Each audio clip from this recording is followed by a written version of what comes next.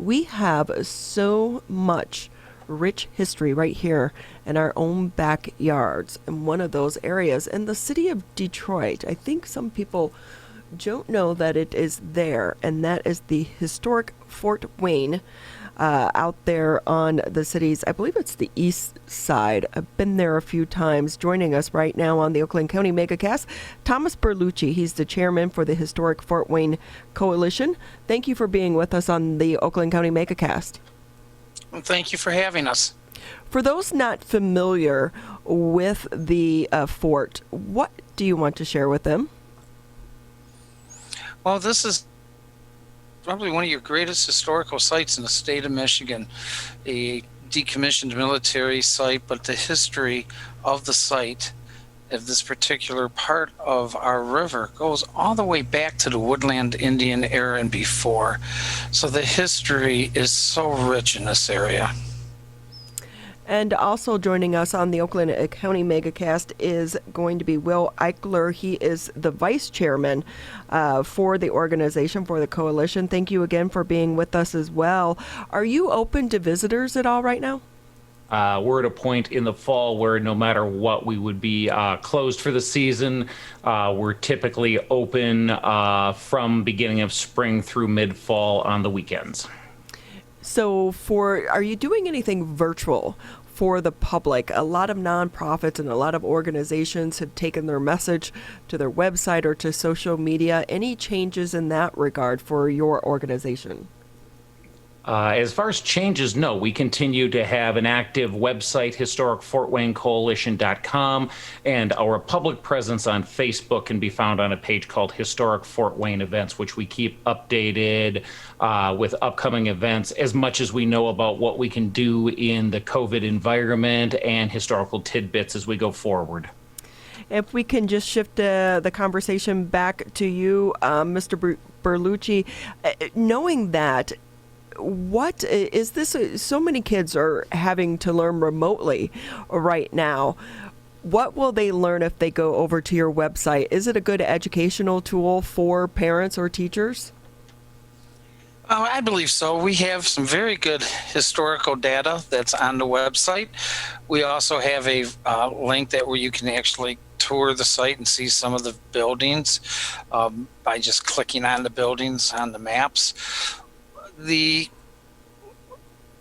website is geared toward providing information and helping them contact us also. We have our contact info, and we can assist, especially moving forward through the COVID period with the educational programming. I know you rely a lot on volunteers to help in your mission. How has this been working in the middle of a pandemic as far as volunteers? Well, I have to say I'm extremely proud of our volunteer organization. All of us are volunteers. Myself and Will, we've been there, pretty much from the get-go, 20 years ago starting. And I'll tell you, just to date, the amount of hours that the volunteers put on site during a pandemic was over 6,204 hours. That would equate almost to 3 full-time employees. Wow, so volunteers are critical to preserving and maintaining the fort there on West Jefferson. How about fundraising and the bottom line? Because I would imagine it's kind of hard to get money right now. Oh, absolutely, and that is, we are critical at this point in our financial. We do usually about 23 to 25 events that we fundraise on site. This is where we get all the money. We don't do anything off site. It's all through events, donations, memberships. As the COVID has shut us down, we had to cancel our entire 2019 programs. Site was open on the weekends. People could walk around. They could only see the post. which is everything but the Star Fort. We had no restrooms, no drinking fountains or anything available, but it was open as a park for people to come through on Saturdays and Sundays. As Will stated, we are closed for the season now. We will reopen the first weekend of May, and our hours are from 10 to 4. So that's where we generate our revenue, is on site. So we've been hurt dramatically.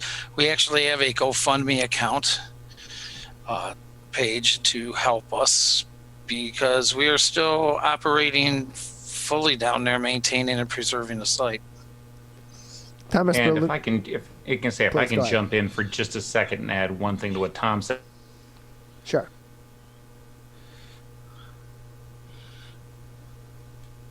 Question about fundraising, and Tom's a little modest. Tom and James Conway and Dave Jamroz and a few other of our members have large historic backgrounds and a strong background as public speakers. The one thing we do off-site is if a group wants us to come and give a presentation about the history of the fort, or through Dave Jamroz, who's a retired lieutenant colonel in the Army and a West Point graduate, the West Point connection to the fort. Those things happen, and occasionally by speakers honorarium, we do a little bit of fundraising as well. Thomas Berlucci and Will Ikeler with us on the Oakland County MegaCast, the chairman and vice chairman of the historic Fort Wayne Coalition in Michigan. And with that being the case, with the funding being so far down this year because of COVID-19, you mentioned, Thomas, that there is a GoFundMe page that is currently up to help support the coalition. What other efforts, if any, are being made or being discussed further to make up the remainder, or some of the remainder, of that excess funding that is needed for the coalition this year? And about how far back is the coalition on their usual annual funds, so that the public knows just how much help the coalition needs? Oh, great questions. We are struggling because we do everything on site. We're struggling to move off site to try to find some kind of fundraising programs that we can host. But as you know, with the COVID restrictions and that going on, it is very difficult to create these kind of environments that, with safe social distancing, masks, everything required. So we're basically doing it now just through our GoFundMe account, our membership, and we're struggling to make ends meet that way. We have put together a team just recently, and it's just in the last few days actually, for fundraising ideas and what to do moving forward. And we will be putting that on our website as we start to create the events that we can generate funds from. The funds are vital to our survival moving into 2021, especially with the uncertainty of what's going to open when, as COVID, we keep our fingers crossed, starts to reduce. So funding is utmost, and the GoFundMe page right now, please help us. I mean, we normally operate around $41,000 a year, and we are down to our last few $1,000s. So if you can understand, 43 buildings, 1841 Star Fort, basically 78 acres of grass, trees. We maintain all of that. We do grass, tree removals, houses, branches. It's very, very time consuming, and to say 6,204 hours just over the last summer spent on site doing this kinds of work. It's put in it. We haven't been able to do our educational programming. That was all canceled. We bring fourth graders in from Detroit Public Schools. We bring in school tours, the Boy Scouts of America, the Girl Scouts of America, they all come. We have camporees, we have troop staying. And one of the proudest things that I have to say is just yesterday I approved our 55th Eagle Scout project on the site. Wow, so it's so much history and, to be learned there at the fort, but also helping shape our future generations as well. And if we can bring you in here for just a moment, what is your bottom line operating cost, and what happens if you don't get the money needed to keep going? Bottom line numbers. I don't have the budget right in front of me just now, but Tom does. He can answer specific to numbers. It's just a matter of being, for us, we don't make the numbers, we don't go as far. Volunteer hours are fantastic, but if you don't make the payment on the tractor, and we've put capital projects on the site, or larger projects on the site, like paying for machinery to be able to do this lawn maintenance. If there's not money, there's not gas to go into those machines, and that becomes an issue through the fall and winter. Not such a big thing, but as we get to spring and the grass starts to grow again, that affects the look of the place. And something has been jokingly said down there, which for years, which is not a joke, the definition is deferred maintenance. If we don't stay up on this stuff, catching up is going to be a real monumental task. So, Will, for those that have never been there to visit this site, why is it important to keep this gym here in our community? Well, you've got a spot along the Detroit River that has seen part of our, not just American history, but our region's history. As Tom says, going back, when we work with Wayne State anthropology, we talk about the Middle Woodland period that is 750 AD. We are caretakers on the site of the last in the area Native American burial mound. It's the cemetery for some of the First Nations. It's been invaded several times, but this is the remaining example, and that's fenced and cared for.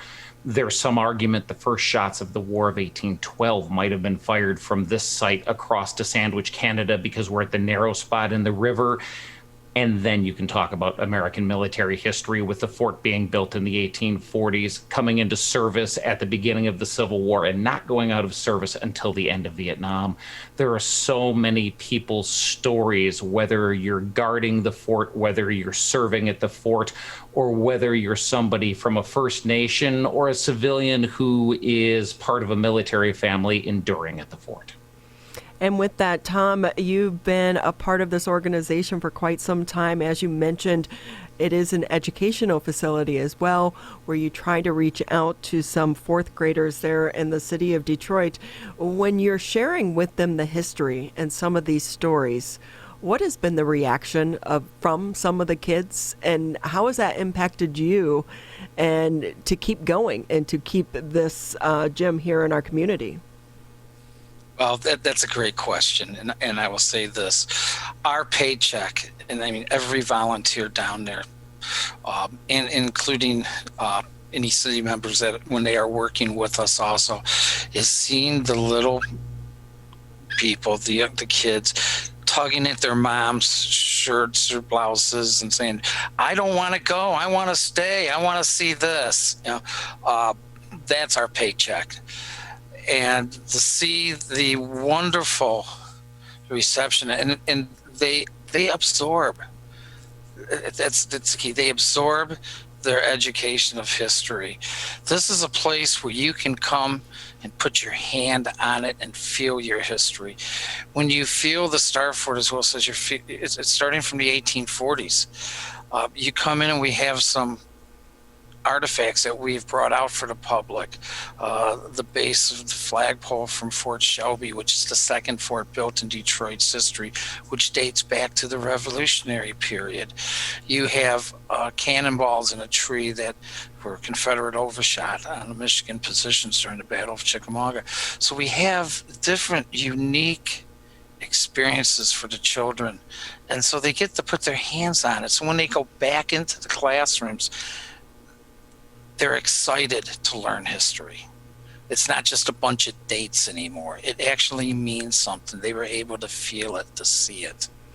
Well, we so hope that you get to reopen to the public soon, and the kids can come back and experience history, because it's like you said, when you're actually there and you're standing in the very spot where history was made here, not only in the city of Detroit but the state of Michigan as well. It is quite an experience. Quickly before we let you go, what's the GoFundMe page? It is, and I'm sorry, I don't have that right here in front of me, but if you go to GoFundMe, you can find us on, just type in Historic Fort Wayne Coalition, and it'll bring you right to the GoFundMe page for us. Well, thank you both for being with us here on the Friday edition of the Oakland County Megacast. We appreciate your time, and we appreciate all the work that you're doing to keep the fort open as well. And good luck with your GoFundMe campaign.